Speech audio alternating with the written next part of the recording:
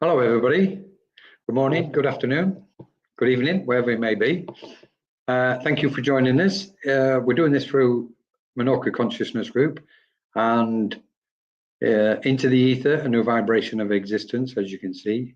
It looks like we are all changing constantly at this minute.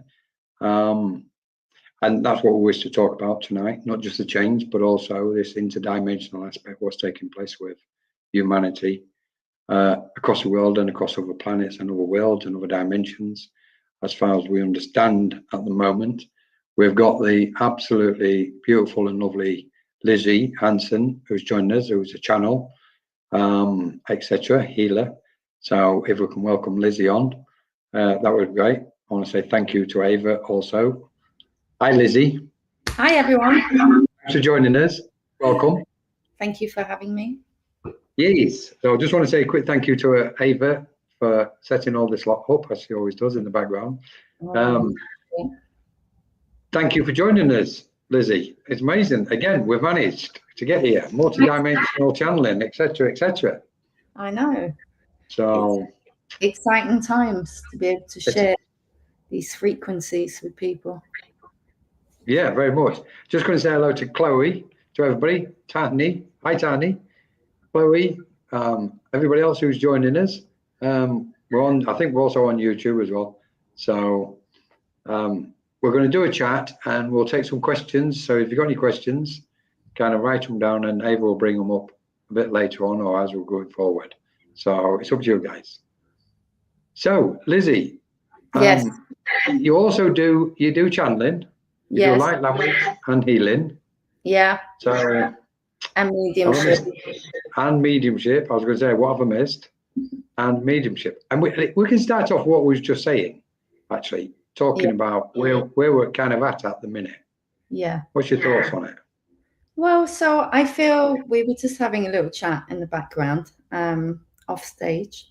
We were just talking about how obviously there's still a lot of skepticism for the people that don't understand what it is that we're doing. And it's nice to be able to come on here and just have a chat. I feel as though actually having the conversation, even sometimes it's not even just being part of a conversation, but listening into a conversation, you could pick up on something and it kind of flips the switch and you get a bit interested in something and then next minute, you know, your Instagram is flooded with something about that. And, you know, it's kind of like, I feel this is the whole thing. This sort of earth-based life is the more you pay attention to the signs, the more information starts coming in. And then you sort of get in the flow of it. And the more you get in the flow, the more things open up. So that's how I experience it. Yeah. I mean, it's like, I agree. It's the door opens. Doesn't matter how wide it opens, just ajar slightly, you know, or it gets, you know, took off its hinges, whatever it is. But it opens. And then the questioning, we sense something, or like you were saying, we hear somebody having a conversation about something. And that stimulates the questioning mind. We kind of sense that vibration somehow of that conversation, and it triggers a vibration within us. And from that vibration, it resonates, doesn't it? It's like it kind of, there's something what resonates about what somebody's just said regarding spiritual matters, healing, mediumship, psychic aspects, all of them. Obviously now, multidimensional channeling, and these multidimensional aspects of awareness and reality.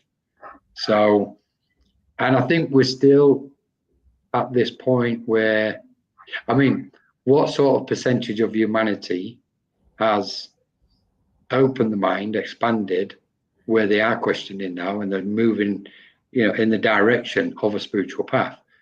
Sometimes I try and think of the percentage and wonder how many souls on the planet what have not yet opened up to it, which, you know, I don't know, what is it about? Maybe it's a third as an example. We can say 1/3 is spiritually awake and 2/3 is still not. It might be, you know, either way, either side of it. Yeah. So, but it's a curious thought, isn't it? It is. I do sometimes have the same thought, because I think the more stuff that you can do, the higher level of things that you're tapping into, the more peculiar you may look to the mainstream of people. And sometimes I laugh to myself about that, because I think, okay, I mean, mainstream people would just think I'm a little bit nuts, and that's okay, Yeah. But to the people that get it, or to the people who are coming into it or interested in it and interested in opening up, it's really important for us to be in these spaces to talk about it, so that they can get more of an understanding of it. Because again, like you said, it's like a vibration, a frequency. And as soon as somebody taps into that frequency, it often will open up a lot of things for them. So that's why the words and the speaking and the communication is so important. Even with the channeling, often, like, the channeling most of the time is spoken in the words that we know. But when we talk about light language, they're not words that someone would recognize, because they're like ancient languages of the universe. But the frequencies open up something within people. And you can do a lot of stuff with that, like a lot of healing happens when you open up to those frequencies. Not just for you as the channel, but for the people that you're channeling to. Yeah. It's. I mean, I just love all the different aspects of it. And where channeling's concerned, we can safely say we are a channel. Everybody is a channel, is a vessel. Everyone is. It's not exclusive to the chosen few. Same as mediumship. I mean, all these faculties, whether somebody calls them a gift or ability, these are just terms. But the truth of the matter is, nobody's got the monopoly on it. And we are it. Humanity and all souls, individually and collectively, are the event, so to speak. And therefore, we are all vessels or channels. Generally speaking, we know we're vessels for the light. That that common aspect is the channeling of light beings, knowledge, teachings, etc., from what we perceive as, or what's understood to be, celestial beings, cosmic beings, beings of light, so to speak, star beings, and whether it's mediumship, healing, etc., it's still channeling. We can safely say that.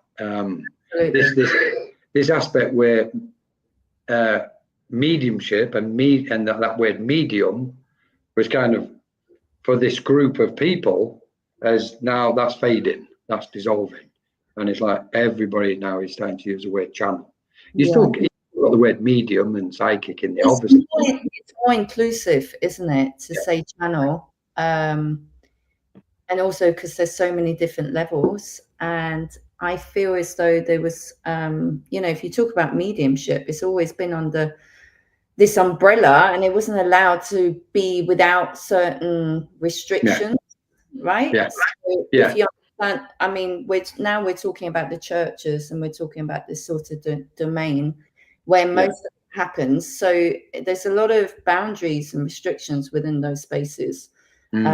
And rules. So I think channel is better, because channel kind of opens it up. It's a more accurate word for what's happening everywhere.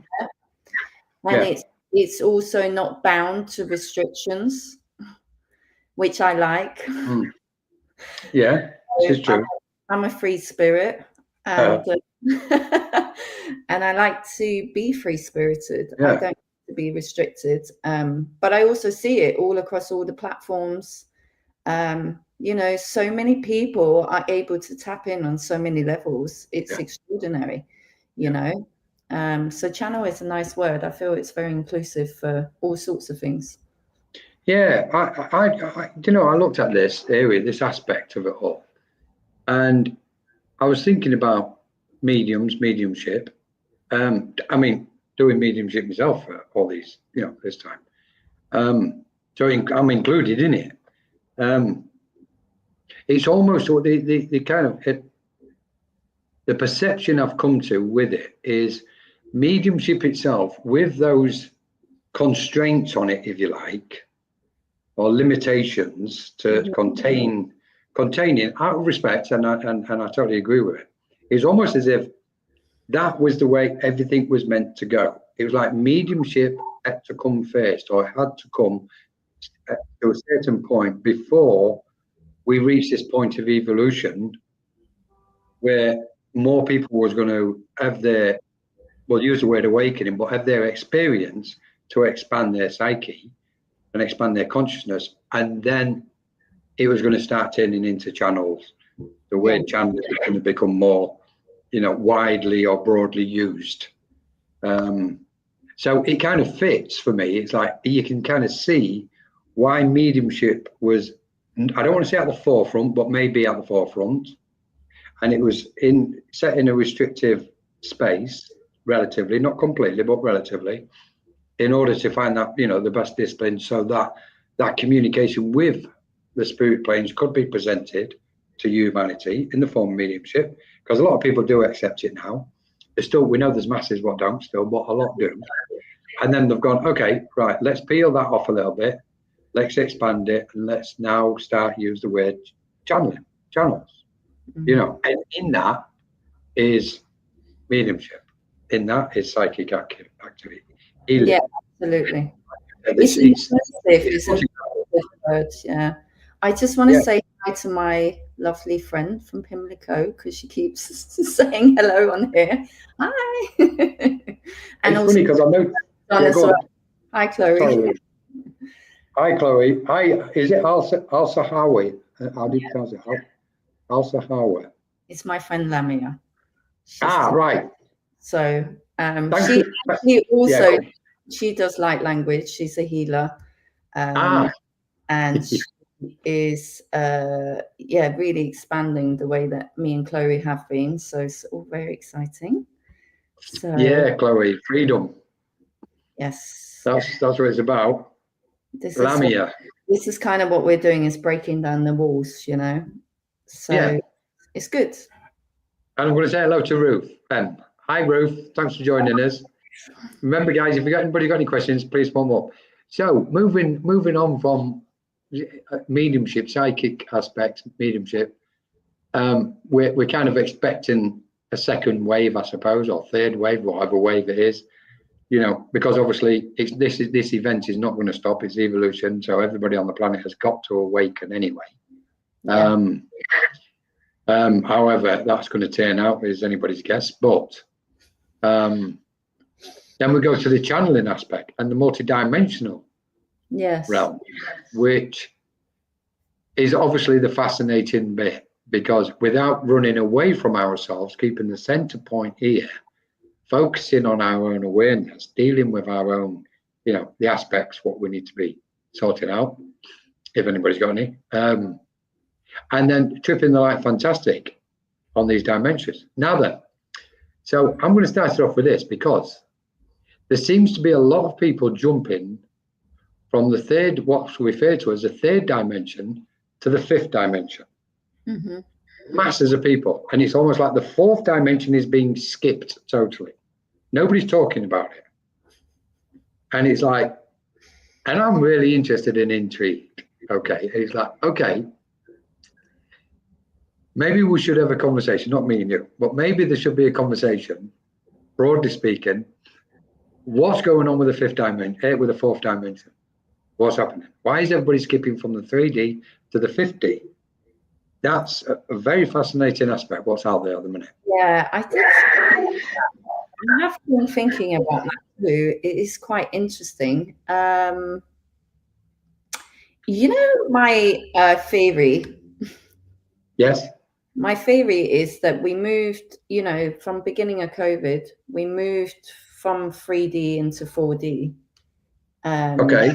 And I feel like we're already kind of in the 4D, and I feel that we're moving on to 5D. The thing is, there's been such a quick acceleration of movement because the Earth shifted her frequency. And she's shifted her frequency quite a few times. So, and we're getting, obviously, about the Schumann resonance and all of the stuff, all the things that are flooding into Earth is helping us to move through things very quickly. And if you talk to a lot of people, which I do in my job, and just generally, because people like to talk to me, during the COVID time, a lot of people were going through an awakening, a lot of people all of a sudden were like questioning all sorts of things, and these are, I'm talking about regular people that normally would just be like head down, family, job, that's it. And halfway through COVID, they're like questioning their careers, questioning what they're doing with their lives, questioning their relationships, questioning, the existence on Earth, and it's quite interesting because before COVID, I don't think I would have been able to talk so freely about the things that I'm doing that I would be now. And it is because people have kind of gone through different dimensional spaces without realizing it. So that's my theory. Yeah. Well, I mean, let's just go on this for a minute while it's here. It's up in here, because, and I'm going to say this very respectfully, we don't fully understand the third dimension. No, we just believe we're in the third dimension. Don't know all. We just don't know all the facets or the aspects of it. We've not educated ourselves on the third dimension, and then all of a sudden we've got this surge to the fifth and sixth and seventh and eighth and ninth dimension. Okay, now I get where somebody can tap in during channeling, during trance, or at the altered state, or tapping into one of the frequencies of the higher self. They can tap into any number of dimensions, 4, 5, 6, 7, type of thing. But this business of what appears the fourth dimension has been skipped, because we obviously don't understand what the 5D is anyway. We can give a rough thing and each individual will go, well, this is my experience of the 5D, because we're talking beyond time at that point. We know this. We're talking beyond our normal perception of the way we see and perceive reality. We know in the third dimensional reality, we can say, okay, you're looking at a screen, I'm looking at a screen. It might be placed in the table. You're in a room which has got 4 sides, length, width, breadth, etc. These are all 3D aspects, what we are familiar with. But then we go, okay, let's look at the fourth one. What's the fourth one then? Because that added dimension changes. There's a change to the structure of the nature of reality. So then how do we perceive what that next stage of reality is? What I do like, what you just said is, and I agree with a couple of points here, is one, without question for me, the period surrounding, and I really don't want to use the word, but I want to use it, the period surrounding the COVID issue was clearly a point, a wave in evolution, what probably caused the biggest awakening, what we've known at least 100 years or so, if not throughout our recent history. It was phenomenal as regarding awakenings. I mean, being an observer, being a part of it, but also an observer for so many years, 30 years minimum, of this space, nothing touches COVID for the awakening. Nothing. There's nowhere near. There was just a massive awakening. That's one point. People the second, with themselves. Of course. Which caused this huge wave, which then caused the huge wave from the Earth's frequency to elevate itself. And so the two together created this kind of new frequency. So I think that we're kind of in and out of the 3D, 4D. I'm not saying that we're completely in the 4D. I just think a lot of the people that fully awaken, or not fully awaken, like really went off, are more in the 4D than the 3D. And this is the second point, because I find this interesting, really interesting, this bit. Because I believe what happens is we land on the planet with a certain frequency of awareness. Yeah. That gives us our ability to cognize. And I use the word awareness as a almost exact reference point. And in awareness is then the ability to cognize. And we cognize as a result of our psyche, which we know is our mind. Okay. So when an awakening, and we'll use the word awakening, but when awakening takes place, my understanding is this: it's a shift, it's an expansion, an opening up of the psyche. Mm-hmm. Okay, to, let's say, if we're looking at rings of consciousness, and you've got, let's say 7 dimensions, and we're moving, we've come from the first, the second, and we're in the third. That event, when an awakening takes place, the mind opens up into the 4th dimension. It just expands slightly. Then we go, whoa, hang on, that comes. Not just what? Hang on, I didn't hear that, Lizzie. Not just what? Not just the mind, but the heart. Like the heart is a huge part of the shift. Because if you don't shift the frequency in your heart and the two don't connect, then you're not going to shift onto. It's a good point. Okay, it's a good point. I stick with the mind for one reason. Okay, go on. It's a good point where you're raising. I stick with the mind as in awareness itself, or the psyche, for a reason, because we don't take our heart with us when we die. When we step out of the body, we take our awareness. So for me, everything happens with our awareness first, and then it's holistic. Then it affects the body, including the heart and all the organs, etc. So we open up, but it doesn't matter. We're playing, we're like splitting hairs here. So let's say we have the awakening and the expansion takes place. And the point here is we're then expanding from the 3D perception and understanding and reality, and we're opening up, which takes us back to what we were saying earlier, is that's when the questioning mind kicks in, because it's gone into that periphery. And it's almost like it's stepped into the 4th dimensional reality, and it goes, oh, hang on, I'm sensing energies, what's going on with me? As in that becoming more psychically aware, that kicks in. The questioning mind, what's reality all about? What is channeling? What is mediumship, etc., etc. They're all within them kind of initial steps of the periphery when we enter into the 4th dimension. That's how I perceive it. So I think what's happening is generally we're continuing to expand into the 4th dimension, okay, in the physical body, the mind. At the same time, and maybe this is the way it's fascinating, and I'll finish with this. At the same time, what's happening is that ability to channel light and channel frequencies from other dimensions is what's happening. Yeah, well, what's going to happen. And that's the way I perceive the 5th and the 6th and the 7th being able to be channeled. Yeah. That makes sense.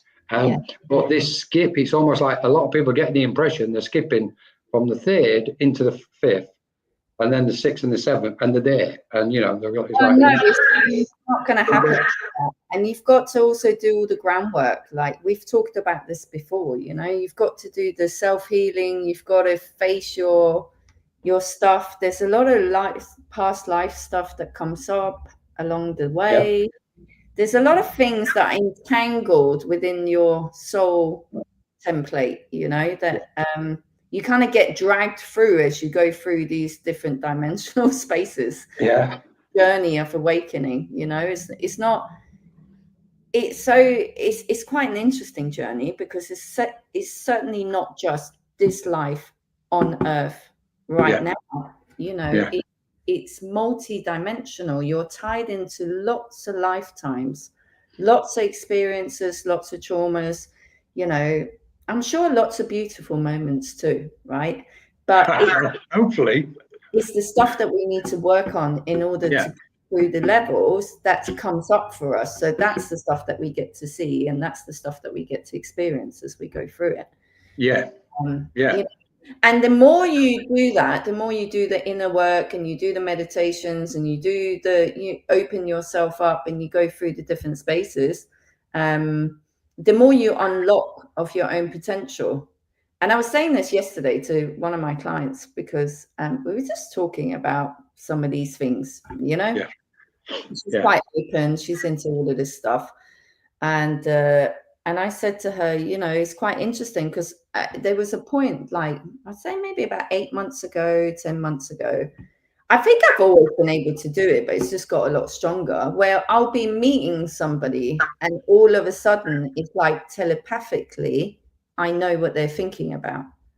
So there was a guy that I was meeting, we were going to a healing event together, and I didn't really know him. I just met him. I dragged him to this healing event.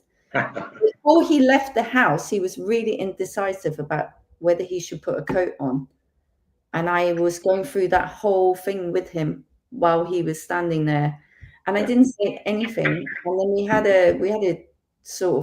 a coffee after the healing event, or a drink. And he basically was telling me the story of how he should have brought the coat because he was indecisive and he didn't know whether he should put it on. And I was like, yeah, I know. And he's like, what do you mean you know? And I was like, I was literally there with you while you were deciding whether to put this coat on or not. Tapping in with him.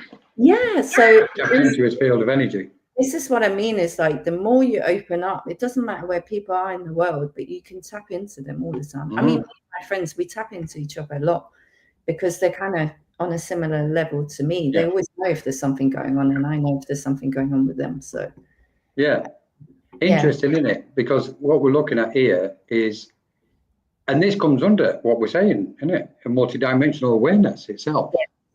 We are sensing other people's frequencies, and it's not limited to time and space. It doesn't. I'm just going to say a quick hello to Debbie. And hi, Debbie. Debbie's joined us. Quantum entanglement. Yes, Debbie. Is Lizzie with us? Lynn Juno. Hello, Lynn. Hi, Lizzie. Hi, Gabby. Neva. Oh, Neva's here. Bless her. Hi, Neva. So, yeah, it's that kind of expanse. I mean, this is it. It's the expansion of consciousness, the expansion of awareness, isn't it? Yeah. And the more, just go on, sorry. The unity consciousness, which is a collective consciousness. Yeah. Because in the 3D, we've very much been about our own consciousness and our own energy and our own mission and our own, being. But now, as we're moving through the dimensional spaces, we're having to come together to become one consciousness, a unity consciousness, so that we can also be in unity with the earth. So everything becomes part of itself, because that's the only way we're going to move forward out of the things that we've created on, on Earth. So, I totally agree. It's as if what we're doing is the 3D mind. We can probably put it in this way: with a 3D mind, the I is involved predominantly. In the 4D mind and beyond, it turns into we, the collective. Yeah. And that's that flip from the, and I get it, I understand it. The 3D mind is waking off instinct a lot more than it's waking off intuition. So the instinct is to just get up in the morning, go about your day, do what you're doing, all the way through to the night and in the morning. So it's instinct. Mm-hmm. Whereas we step into the 4th day, or we expand our awareness, or when it gets expanded into the 4th day, we pause and we think. And the I is then less. And the we start, okay, let me think about this. And we start then saying, we become altruistic, so to speak. Okay, what's better, not just for me, but for people around me and the whole, and so on and so on, which I find absolutely beautiful. I do. I love the fact of this releasing, letting go, doing the inner work, because we know the more inner work takes place, there's a space opens up within us. And in that space, there's a greater clarity. And in that clarity, then our awareness can see things, can see more things than what it would have done when there was a lot of junk in there. Yeah. So then we start going, okay, I can pick people's thoughts up now. I'm sensing what's going on the other side of the world. You know. Interestingly, Yeah. Is that me? What's going on? I'm not sure. Is there an echo? There's an echo on here, and I don't know why. Hang on, let me see. It could be. Let me put my thingies in. It could be coming from me. I'll try me. Just check. Just turn off the TV just in case it's something. How's that? Is that any better? I don't know. Can you hear me? Yeah, I can. It's probably me, Lizzie. Is that? Have you got an echo still? No. Right. It was better with the headphones in. Can you hear me? Okay. Yes. Right. So what was I going to say? Oh, I lost my train of thought now.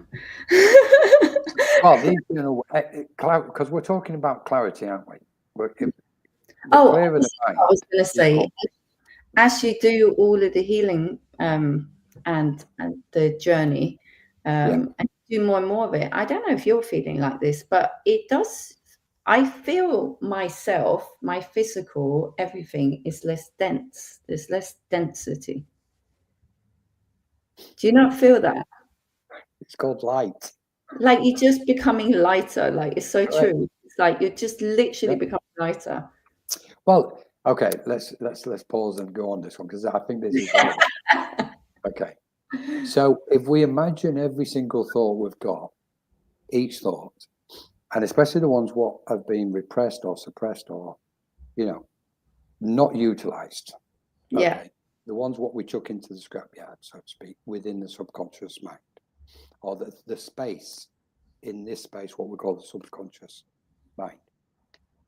So let's say we've got 75% of what we're carrying, the mind is not conscious of. Okay, so then we do some healing, and that 75% goes down to 25%. Well, it's almost like carrying a sack of coal on your back, on your shoulders, and you take some of it out. Your physical body is going to come up. Mm-hmm. It's going to feel lighter, isn't it? Yeah, it does. Honestly. And then we say, okay, how is this really working then? Well,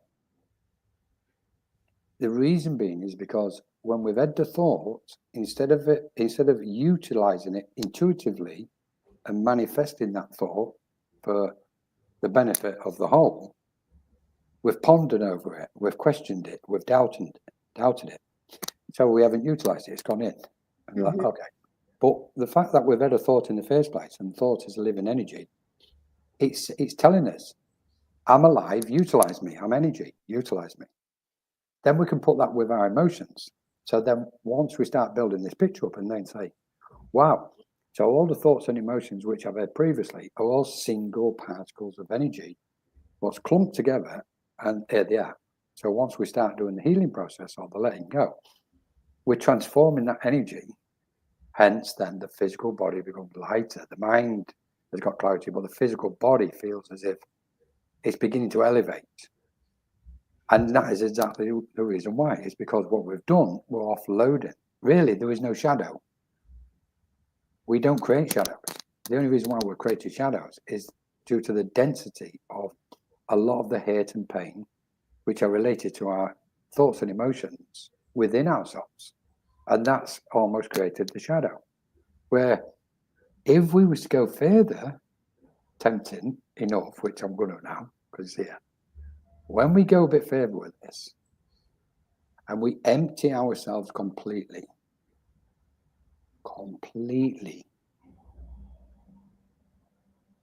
we're just pure vibrations. Oh yeah, of course. And there's nothing then. We're carrying absolutely nothing. Now, few people on the planet are completely empty. Probably Buddhist monks up on the mountains in Tibet. Yeah. The average guy in the West, no chance. No matter how much healing they're doing and how much work they're doing, completely empty is very limited. Mm-hmm. And it's down to a certain few people. Sorry.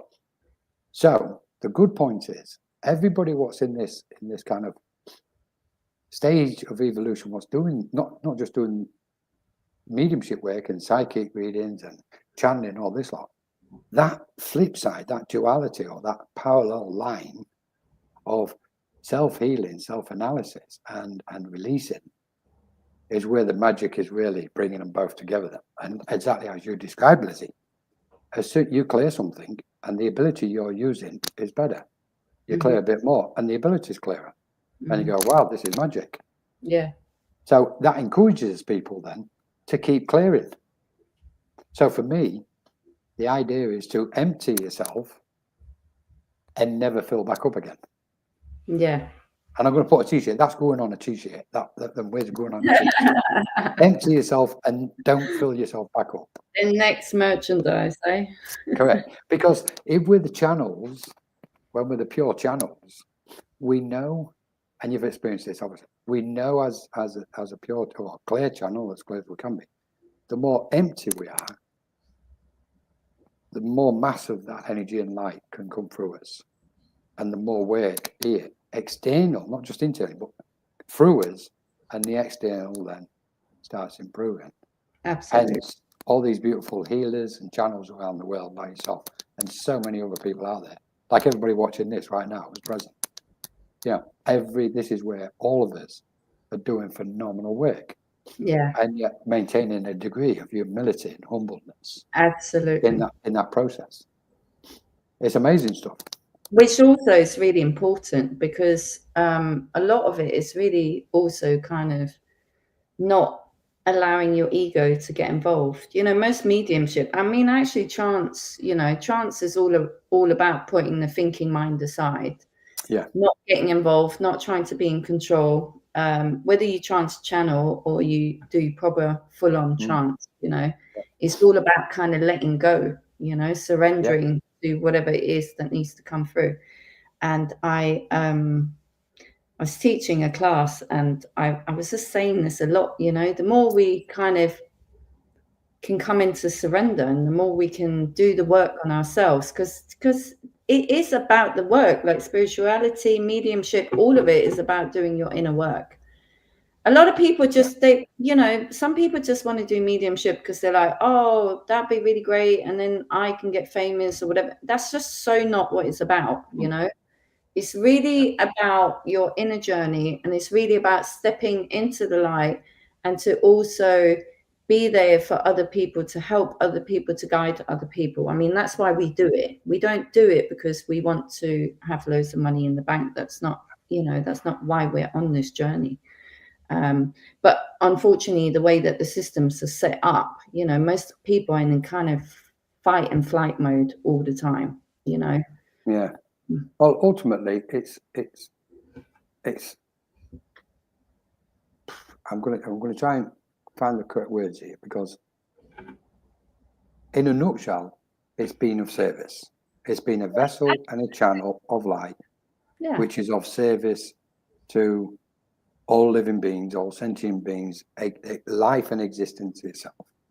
I think it's interesting because we're at that stage where there's we know we're moving from the material to the spiritual. So that transition period is where all the static's playing out, and everybody's trying to kind of cope and deal with the world is governed by finance, money is king. So you've got a mind what's transitioning from the material way of thinking and being, with all the variations, different levels, what's playing out there, into a spiritual space, and it's going to hit that wall of survival at some point, because it's still here. One of the things I'm noticing is, and to be honest, it's to be expected, and it should be respected for me, that there's always going to be a during the transition period. Some of the old way of thinking in the material world is seeping into the spiritual space, and you see it clearly. We can say some minds are bringing delusions into the spiritual space, what they previously said, but in that spiritual space, some delusions can be healed and cleared and transformed. So we're in that transition, all of us at the minute, or, you know, whether we think we're outside of it or not, it doesn't matter. But it's happening. And I think this is where that most profound compassion and respect for how it's playing out and the big picture has yet to really unfold before our eyes, even though we're getting glimpses of a picture. Yeah, that's it. You know, we're still we're still limited by our own self-imposed limitations anyway. Yeah. You know, so it's like, so we can only get to a certain point of a picture, or a mind can only perceive according to the emptiness of its own awareness. Yes. And then we're looking at being fully realized beings. So what I do absolutely love is what you've just referred to, is previously everybody chased the gift. I want to be a medium. I want to be this. I want to be that. Everybody was chasing that. Yeah. And there was no work. There was no inner work taking place. Whereas now, this is phenomenal. I love it. I love to see it and hear about it. People are going for the spiritual stuff, but they're clearing on the way. They're looking at themselves. They're doing self-analysis. And it's stunning. You know, like you're doing it yourself. You're healing stuff for people, you know. And it's like, because they've got to go, at the minute, they've got to go hand in hand. And then we can really touch those multi-dimensions. Well, this is what's happening. I mean, as you're doing your own healing, you're essentially also healing a lot of people around you. You're not just doing that, you're actually kind of doing grid work. You're healing the grid, you know. So you yourself think you're just this tiny, you know, being that, you know, in the big scheme of things maybe don't matter so much, but you know, that one person doing that has a big effect on a lot of people, and on the grid, on Mother Earth, on the collective consciousness, you know. So when we're kind of stepping into it with the right intentions, it's doing a lot. It's doing a lot. It's really helping to raise the frequencies, you know. Let's press that pause button there. Yes. Because I really like what you're saying. Have a look at these comments, and then let's come back to this. Let's do it. Just said.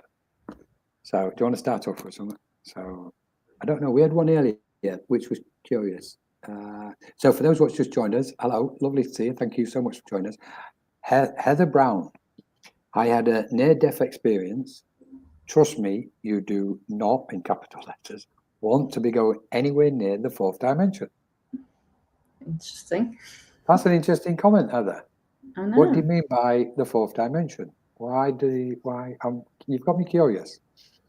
Without opening it too much, please tell us what your thoughts are on the fourth dimension, if you will. Anyway, so we'll jump on to Debbie, obviously, says about quantum entanglement, which is what we've got going on at the moment. Brilliant, Debbie. And Chloe, I've recently had an activation. Thank you, Ava. I've recently had an activation to access transmissions about past lives. I definitely feel like I'm being dragged through the multidimensional sphere, clearing deep karmic distortions. Good way of putting it. Chloe, this is your friend, Chloe. She is. We talk about these things a lot because a lot of things come up, especially when we channel together. Yeah. There's been recently, so maybe the last, I don't know how long, a couple months, 3 months, a lot of karmic cycles that are coming up to the surface. Okay. Yeah. And people are really being, you know, pulled through it, you know. A lot of past life stuff as well. It's all tied into past lives, but it could be tied into this life and generational stuff, you know, as well. Yeah, I agree with you. Have been, you know, been doing the work myself, so I know all about it. So I appreciate it. I appreciate, you know, when people are telling me they're going through it, you know, I have an understanding of what's happening. So it's also good because, you know, often you get pulled together with people, you know, because that person can help you with something and you in turn can help them with something. Energetically.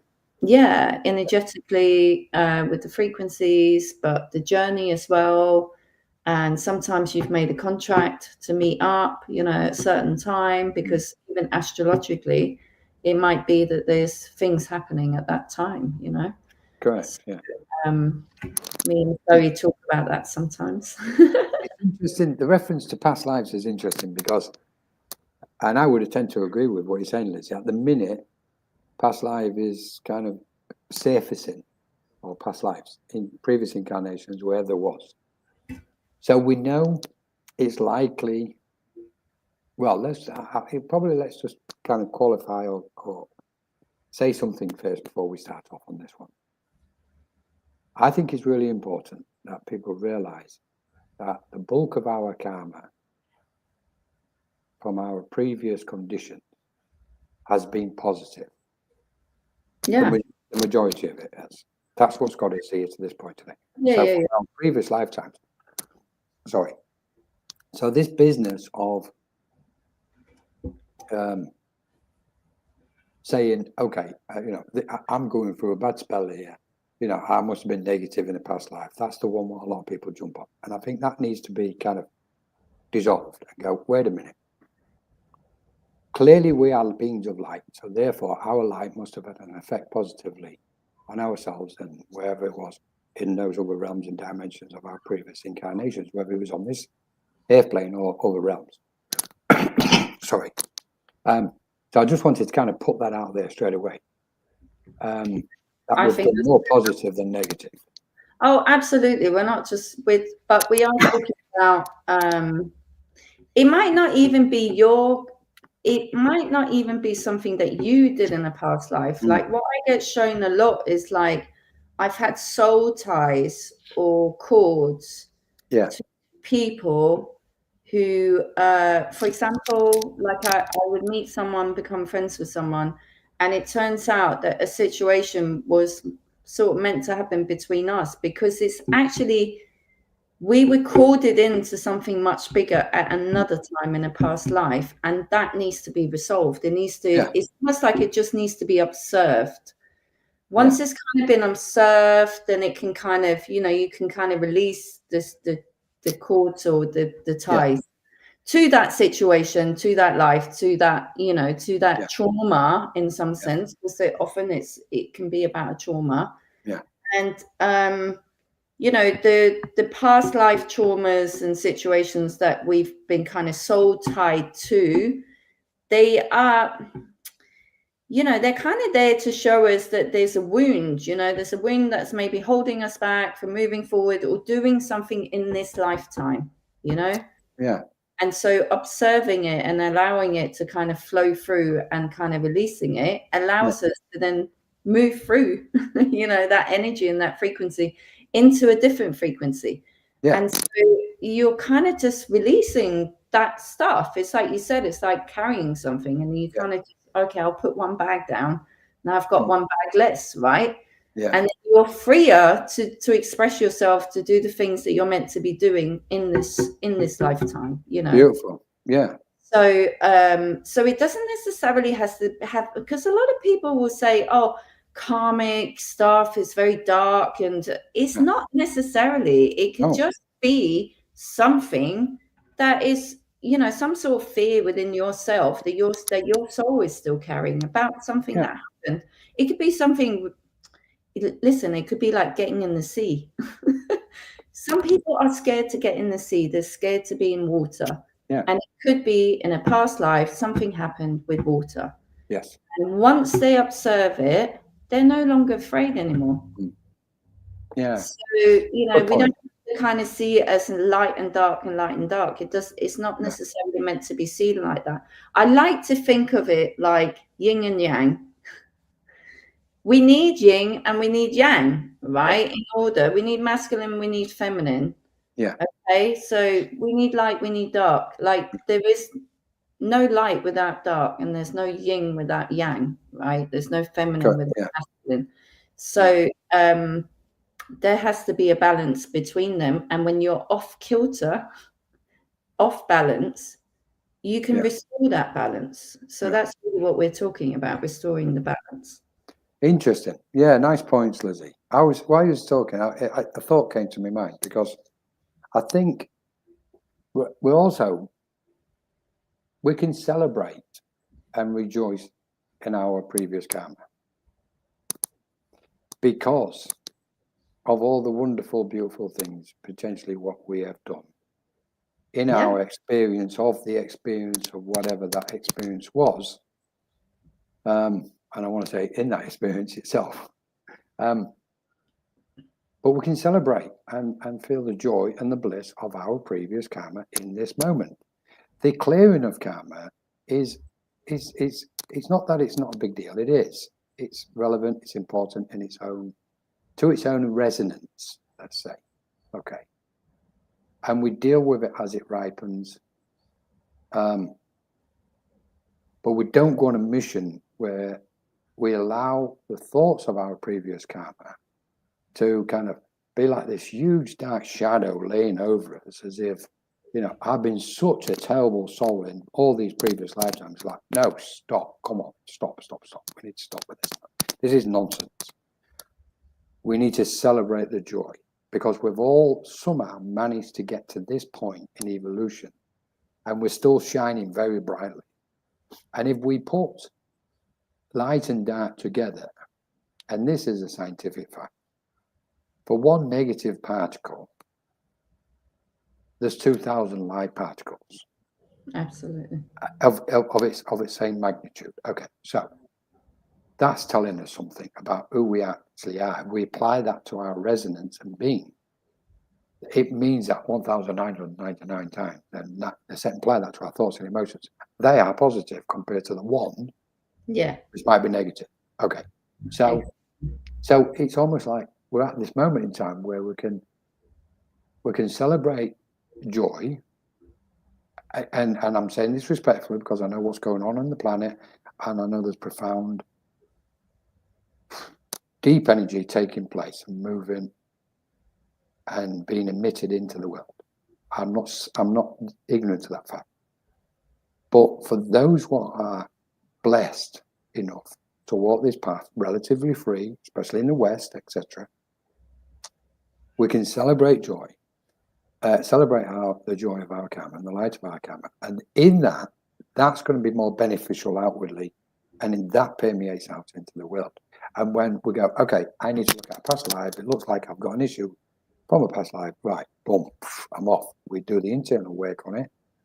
We transform the energy, which we know by transforming energy, we shine brighter from it, because that's what it is, the transformation, the alchemizing, etc., etc. So I just think this is a really interesting point about previous and past lives. Yeah, all rivers lead to the same ocean. Of course, I would think it's a gift, but I see everything like that.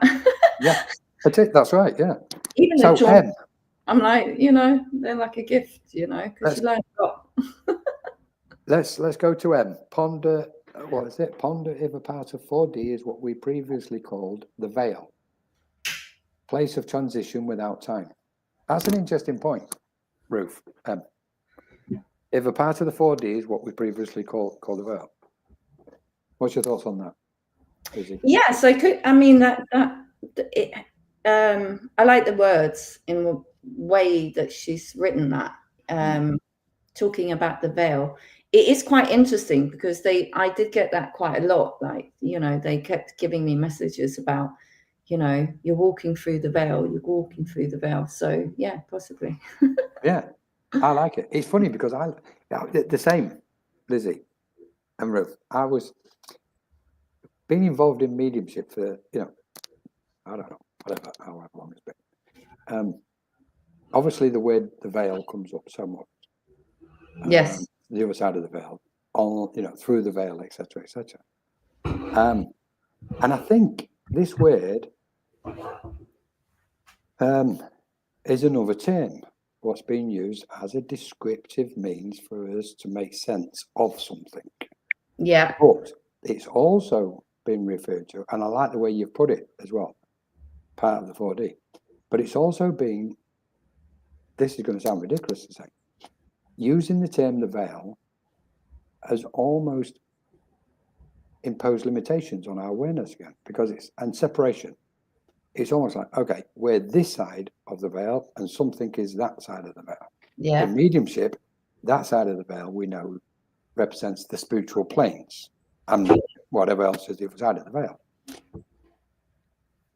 I kind of at the point where I'm thinking, there is no veil. There isn't. Yeah, maybe the veil is like self-limiting. That's what I'm saying. Yeah. Right. So really, but we just didn't realize that we were doing that. So correct. The veil was maybe ours, right? So correct. now we're taking responsibility for all of the things in order to move forward. Yeah. Well, we're peeling. Okay. As we expand our awareness, we're seeing there was never a veil. There never was a veil. Yeah. It served its purpose because it's helped people to potentially understand, oh, we're this side and there's a spirit world there. Okay, there is a spirit world. Now we're at the point of evolution right now what says, actually, there is no veil because there is no limits. And there's only oneness, there's not separation. If that makes sense. I still think it's beautiful the way you've put it, Ruth. I absolutely love how you did it. Me too. So, when I read it a couple of times and I was like, yeah, I like that. Yeah. So Sherry Peters, let's have a look. Thank you, Ava. Let's see. Cheryl Page said, oh, go on, you read it, Lizzie. All right. Regarding mediumship, don't intend for evidence to come through because that's the ego. Intend for healing because that's spirit coming through.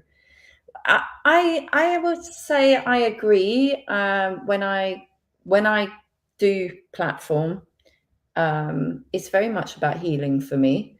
When I go up there, it's with the intention to help the people who've stepped into the space to get the guidance or the healing or the energy or whatever it is that they need in the moment that they're in the church, whether they get a message or not. Most of the time I manage to give everyone a message, but even the evidence, it's healing to hear the evidence as well, because that gives you that, it connects you with that person that passed on.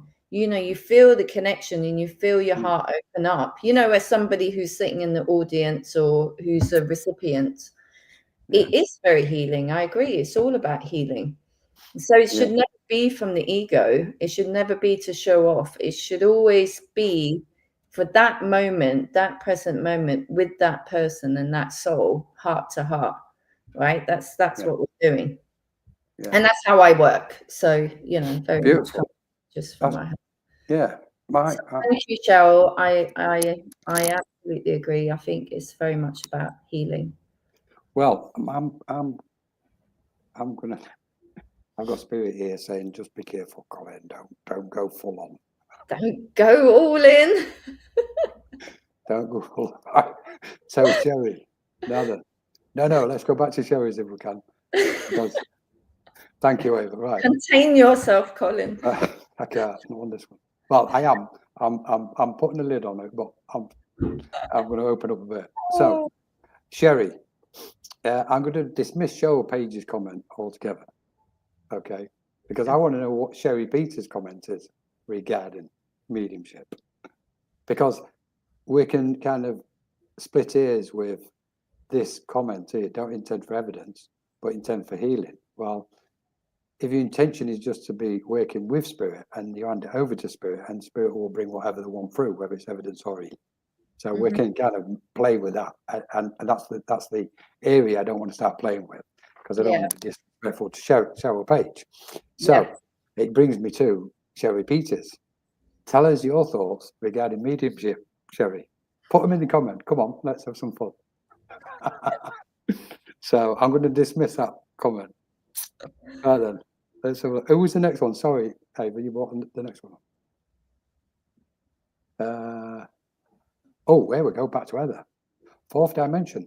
Just to mention Dante's Inferno, teaming with unevolved passed over souls, as well as non-human entities. A Hollywood version of an Armageddon and then some. Oh, so this is a reply from the other message that she wrote about her near-death experience, right? Yes, went into the fourth dimension. Okay, interesting. Okay. Do you want to go for it, or do you want me to go for it? I think you should go for this one. This is meaty for me. This is kind of okay. Heather, I'm going to be as gentle as I possibly can. Okay. Right. It wasn't the fourth dimension you experienced that in. It was either the first or the second. Because the first or second dimension is the most darkest. We're in the third dimension, which is obviously it's got some degree of light because we're animated within this third dimensional realm. When we go into the fourth dimension, we start becoming ethereal. Okay, so everything gets lighter and lighter.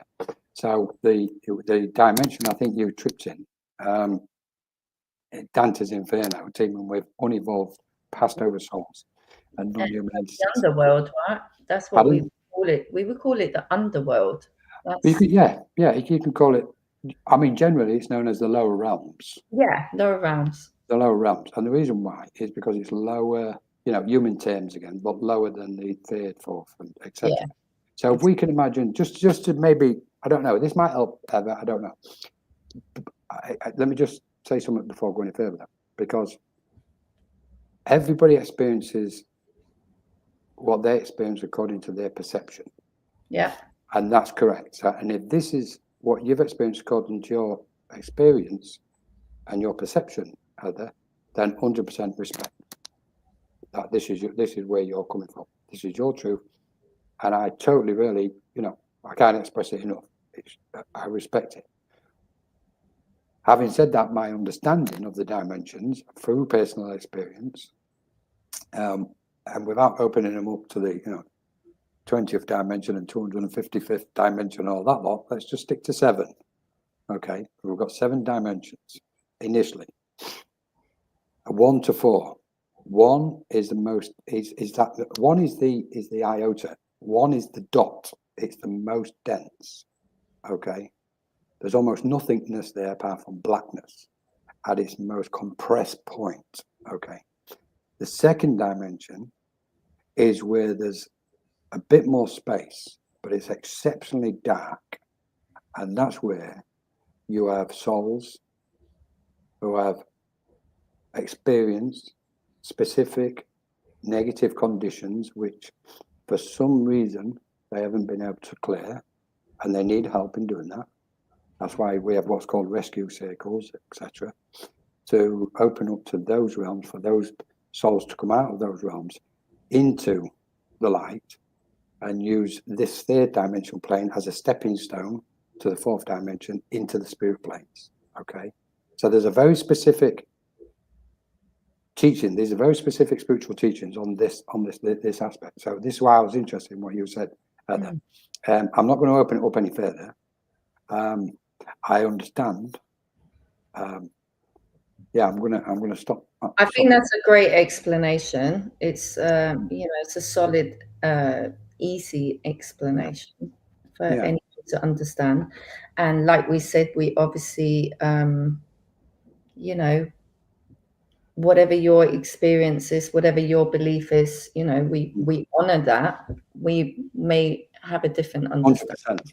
Right? Yeah, 100%. We can actually liken it like a V, like that. And in that V is 7 planes of existence. Yes, exactly. And you can see at that bottom, that's number 1 in there, right in there. And then as you go, it gets wider. So we're going up towards the light. Yeah. And this is where channeling comes in. Because as we expand and open up, the light then is coming in. Yeah. We're bringing it into this space. And you see it sometimes, like people were saying to me a lot, like last year, this year as well, that it was like I had a cone. They could see this cone on top of my head. Yeah. But it was like bright light, when I channel. I'm going to show you something. Let's see what we got. I can't bring up what I've got on the PowerPoint. Oops, that's okay. Let's have a look. Hold on to that thought. I'm just going to show you something. Let's have a look. Because it's under planes of existence. There we go. No, okay. So it's something of that nature. Okay. And the lowest point, you can see where it would be darkest would be in that place here, and where it's lightest is coming up. I mean, beyond that is other dimensions and celestial beings, etc., etc. Yeah. So what you've got there is planes of existence. It's just a rough example of 7 planes of existence. We're on there. That's where we are on the third one, the yellow. Yeah. That's where the 3D is. So when we channel, we're channeling from these other planes. And it makes sense that the next one is green, because I've just been getting so many messages for the last year about heart activations, opening up your heart, and the heart chakra is obviously green. So, and literally even recently, so much so they're doing so much work on the back of my heart chakra all the time, you know. Yeah. So as soon as I sit down, I'm like, oh my God, what are you doing? You know, and they're like, oh, activation time. I'm like, okay, well, I mean, do you have to do it right now? You know? Obviously they do. Obviously. You'll So sit down, just relax. if we can, let's bring Heather's other comments up because she's responded. Yes. Thank you, Heather. Yes, please, Heather. I'm so pleased you've responded. Okay. Not my perception. Capital M. Capital M. Golden being I was describing. Okay, not my perception, but the golden being I was with, describing it as such, the lower mental place. Further explaining it as fourth dimension before taking me higher. This place was beautiful. Got you. And then she's got a second one, which is, if we can bring the next one in shamanism. Shamanism, the first and the second is a lower place, yes, but not as described, as I've been there too via shamanic journeying. Very interesting. Very interesting. So thank you so much, Heather.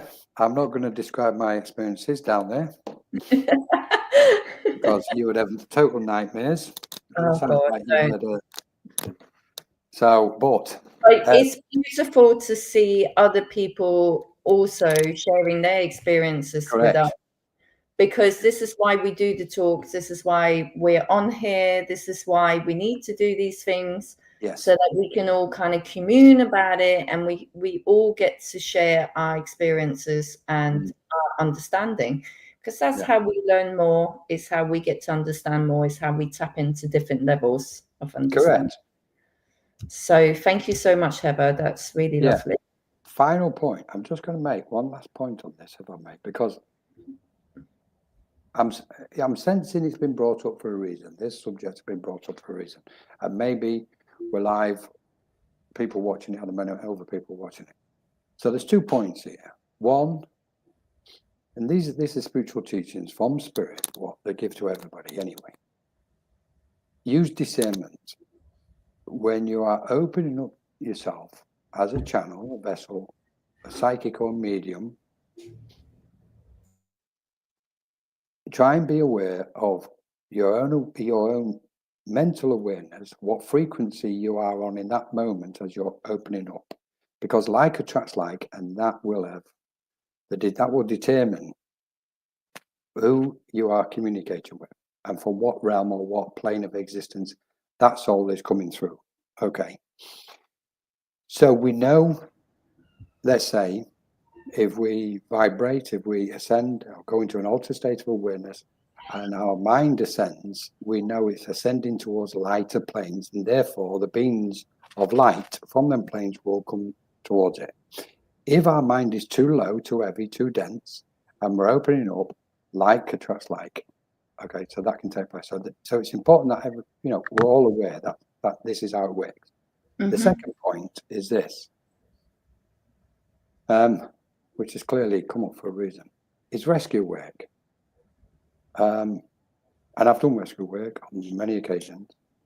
And the importance of it, that we know we're at a point in history, or evolution, not history, forget history now, it's evolution, where there's so many souls what are already in those lower realms trying to get into light, to be healed and to be loved and feel that sense of compassion and clear those conditions what may have taken them over, and also amassed and accumulated around the light of their soul while they've been in those planes. And thoughts should always go out to them. And we know more souls are going over under horrendous conditions. So in a way, we have a responsibility that really, as much as we can, and as blessed as we are, to really shine our light and have that compassion for any soul, whatever plane of existence that they're on. Because ultimately, until we clear not just this third dimension reality and purify it completely, which is what's taking place, but also when we're talking about multidimensional awareness, when we expand our awareness, we go out in all directions. That expansion of our light goes in all directions. We have a tendency to go, it goes that way and it goes up. It also goes down because it's going out in all directions. It goes down, therefore it goes down into those planes, what we refer to as the lower realms, and that benefits those souls.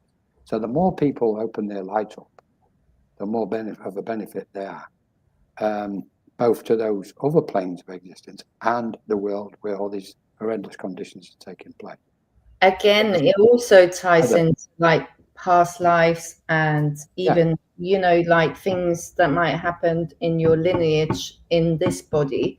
Like the more you heal, the more you're healing some of those souls that might have ended up there because of something that's kind of started off this cycle, right? So it's so important that we all do the work. So thank you, Heather. I want to say thank you to Heather because you've prompted this whole conversation. Yeah, I said that as well. Yeah. Right. Oh, Sherry's come back with something. I know Sherry would come back with it. I agree with Cheryl Page. And also, Sherry, of course you do. I agree with Cheryl Page, and also evidence that connects the heart to the of the medium and the sitter or gallery is spirit at work, which is, in my honest opinion, needs to be the main intention and focus. I've seen the opposite in practice circles, where it's like the medium acted like they had scored some points or something because they got evidence that was spot on. But was it hopeful, helpful, or healing? Susanna Geisman's words to the sitter, which isn't the sitter where the focus needs to be with the mediums. Yeah. Thank you so much, Sherry. Beautiful comment. You still didn't answer my question. What is your opinion? You said, I agree with Cheryl Page. So I still want your opinion. I'm winding her up. You're so naughty. So it's like, you see, this is the joy of communicating with spirit. I get now. I've kind of realized where there was a kind of underlying layer or frequency behind the original thing is the medium acting like they've scored points for getting some of the evidence correct. And this is a really good point because we know it's not about that, sorry, don't we? It's like no medium should be doing it to score points. It's like, but you do sometimes. I agree with her because I've sat in a lot of circles, and sometimes in certain circles, you know, like people will keep giving evidence beyond the point that the sitter can take the person. And it becomes this kind of competitive, egotistical. I agree with all this. To give more and more and more and more and more, when you could actually stop once they can take the spirit. They know who it is. You're meant to stop, and then you're meant to give the message, and then you're meant to move on to somebody else, especially if you're working for an audience, because you have to share the time equally between the people that have showed up for you. And if you just go on and on and on with the evidence, to no end, you're basically you could be working to an audience and you'll read 3 people when you could do 10. And spend the same energy, and it's selfish because that's what you're doing. You're working from the ego. You're not working from the heart. Oh, it sounds like you're on one now. I do agree. That everyone must go into their hearts and not be in their egos. This is beautiful. I love it. This is what these talks are about. I absolutely love it. Sherry, what have you done now? You've thrown one in, haven't you? Okay, because when we're, I mean, you're both correct, obviously, regarding what we're witnessing with mediumship. I think I get it so much, and I see it. I'm going to go to a different frequency because it's about acceptance. We can guide each other because that's what we're doing anyway. We're reflecting and we're guiding each other, you know, and we all want the best out of, well, if it is the best, if that's the right word. We want the best for the sitter, we want the best for the medium, because we're trying to encourage each other and support each other to do this. Oh, absolutely. It's not, I'm not judging anybody. I'm just saying no, I ain't said that. I'm not saying that. I'm not. I get that, yeah. I'm like, let's go back to the original point, to intention, okay? Because we've kind of gone somewhere else with it, even though I like it, but I'm able to pull myself back from it. So the intention is, with pure intention, we just say, okay, Spirit, use me as you wish. Then there's no debate over it. True. There's no discussion. No, And Spirit will just come in, and if healing takes place, if medium takes place, trance, anything else, whatever, whatever takes place. Yeah, absolutely. And you said this word earlier, Lizzie, surrender. Yeah. It's about surrender, not being in control. Totally brilliant point though, Sherry. I'm so pleased you're here and you brought this lot up. I'm going to bite my tongue on the mediums because of some of them I've seen. I'll put it this way. Some of it is like watching paint dry. So guys, if you are slow at your mediumship, please speed up. Okay, that's all I'll say to a lot of them. And I'll say, and with Lizzie's like you said, Lizzie, speed up a bit because, there's so many aspects. It's like you hear people repeating themselves, giving a message, and they're repeating the same words, and we go, you don't need to repeat yourself. As soon as that person said, yeah, I've got it, and you can see it, you just move on. Let's bring the next information. All the time. Yeah. No, exactly. No, yeah. Yeah. But I also will say that we're all different. We all have different personalities, traits. Yes. And times when I can be a perfectionist and I like certain structures. So, like the way that I work will be very different to how other people work. And I totally accept that other people work in a different way to me. That's just how I was taught, was to be swift and to, work that way. So that's how I work. But of course, I'm not, Yeah. Well, I just feel it makes sense. Especially if you're working to an audience, you want to try and get to as many people as you can. That's some people think actually think I work too fast. Some people think I go too fast because, and I kind of just don't take prisoners. No, it's like Spirit's here. Yeah. It's like, this is what I've got. Not what I've got, this is what they want to say, and I'm moving on. Boom. And I can't, because Spirit work off such a high frequency, and when you're on that, if you can get to that high frequency, the messages will come fast. And they'll just move on. They got finished, boom, next one. But they don't mess about. It's like, I remember being in a physical phenomena circle, which I was in for a couple of years. And they brought the trumpet. They had the trumpet there. And they picked the trumpet up and they were spinning it around. You can see it with the luminous paint, the luminous tape around the trumpet. And then it just dropped and clattered on the floor. They didn't put it down politely. It's like once they've got the message, bang, they've gone, the next one moves in. But this is a conversation for mediumship, isn't it? Yeah, exactly. Right then, is there any more questions? Let's see if we've got more questions. Anyone got any questions? They've all left us. Is anybody still here? Oh, thank you so much, everybody. Right then. So that's it. Let's move on then. I'll slowly start wrapping up, where are we? We've had an hour and 20 minutes. Tani's still here. Yes. Hi, Tani. Hope you're enjoying it. If anybody's got any more questions, please put them in. We'll have a few more minutes. If not, then we'll wrap up. And then exactly. So multidimensional channeling. We've covered some stuff apart from Sherry Peters. Exactly. Intention is the key. Spirit use me for the highest good of all. Is my intention, which should answer the question. Well, I didn't have a question in the first place. You did, Sherry. So it's answered your own question. Is that right? She's going, Colin, you're so facetious. I know. I'm just a bit of psychic humor. It's okay. She's beautiful. Sherry's beautiful. Yeah, I know. Thank you so much. Yeah, and it's true. Intention is the key. Yeah, absolutely. Any final words, Lizzie? There's so much to discover.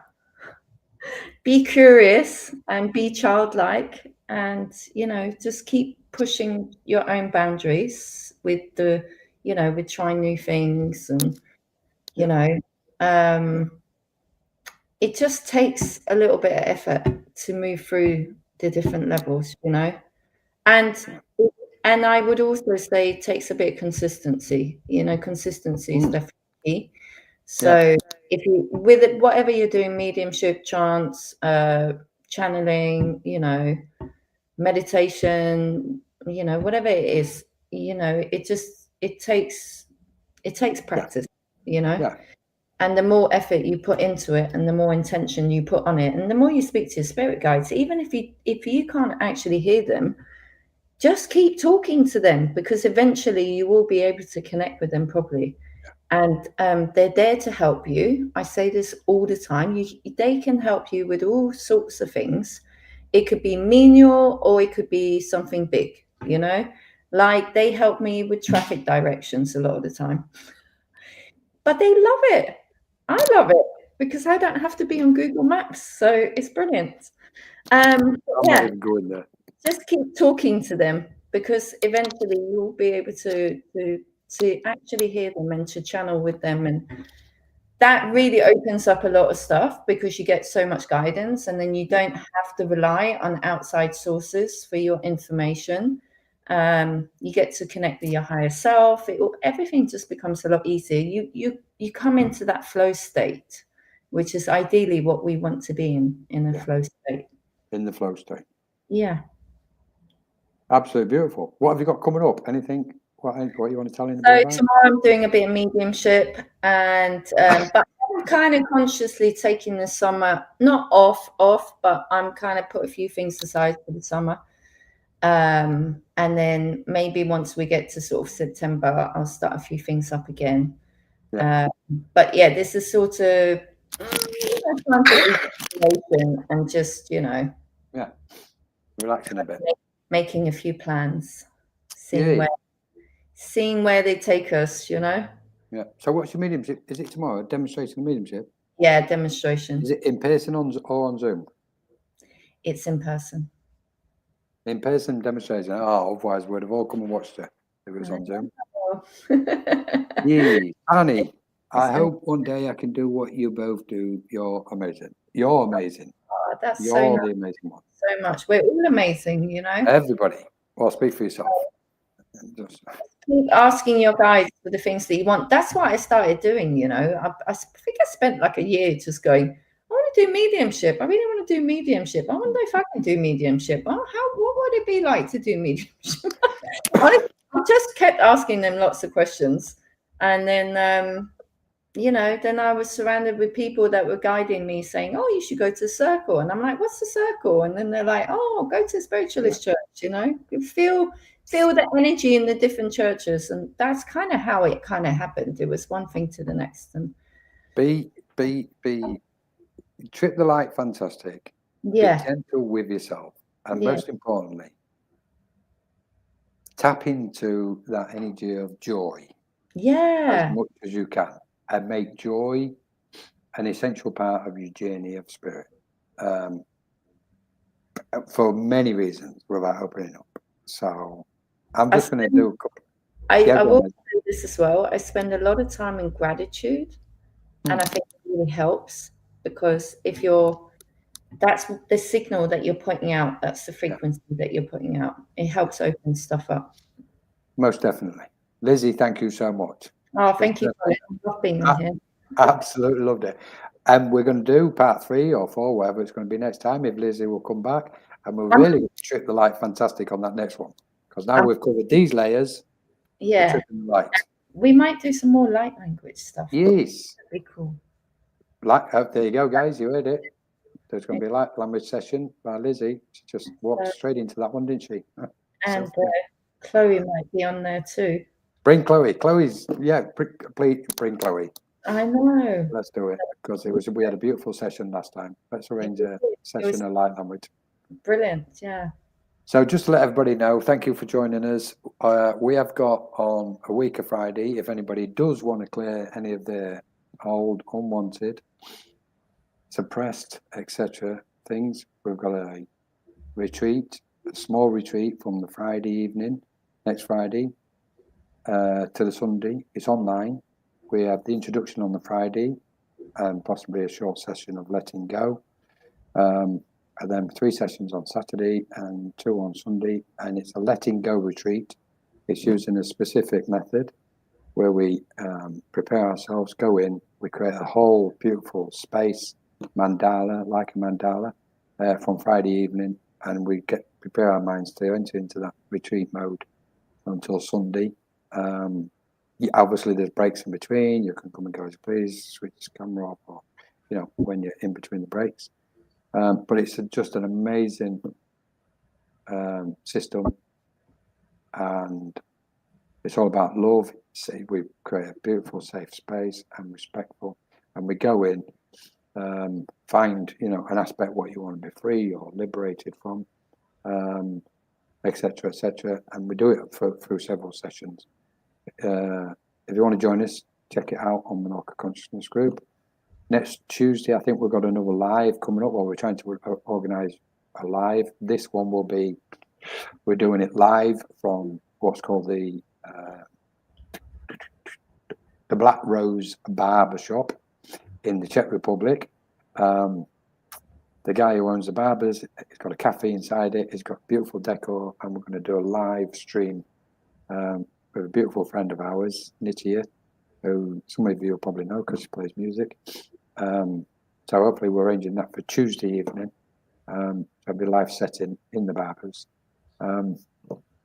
which is not just a barber shop. It's there's a bit of a magical space there. We've also got Jennifer Rose coming on for a live chat at some point in the coming weeks, etc., etc. We've got mediumship course starting. We've got a new trance course starting in a few weeks. We're going to do a cord cutting ceremony. That will be a one-off. We're going to do a Kundalini afternoon. That will be, please, if you come into the likes of Kundalini, come prepared to lift off. And we're taking no prisoners on that one. We're going for it. So I shouldn't say these words, should I? But it's like, it's not for the faint-hearted. If you want to go for it. It is like lift off. If you want to go for it, come on.